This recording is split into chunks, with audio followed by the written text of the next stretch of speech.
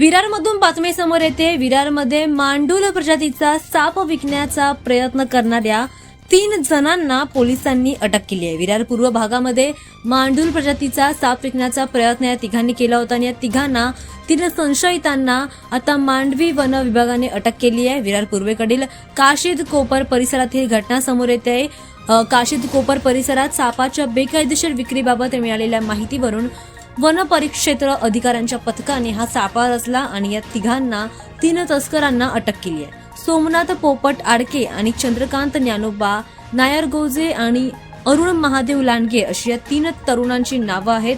आरोपींकडून एक मांडूल साप आणि एक 4 चाकी वाहन देखील जप्त करण्यात आलाय। वन्यजीव संरक्षण कायदा 1972 अंतर्गत यांच्यावर गुन्हा दाखल करण्यात आला आणि आता पुढील कायदेशीर कारवाई देखील सुरू करण्यात येते।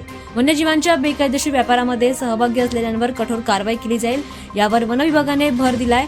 मांडूल सापांची तस्करी खोलवर रुजलेल्या अंधश्रद्धेमुळे होते हे देखील यातून स्पष्ट होत आहे। दरम्यान हा साप घरी ठेवल्यानंतर समृद्धी येते आणि धार्मिक विधींमध्ये पैशांचा पाऊस पडतो असा एक गैरसमज आहे। काहींचा असा विश्वास आहे की साप लपलेले खजिना शोधण्यामध्ये मदत करतो आणि अमावास्येच्या रात्री केल्या जाणाऱ्या गूढ पद्धतींमध्ये यश मिळवतो। सोबतच पारंपरिक औषधांमध्ये वापरण्यासाठी हे साप चीन आणि जपानसारख्या देशांमध्ये तस्करी केले जातात।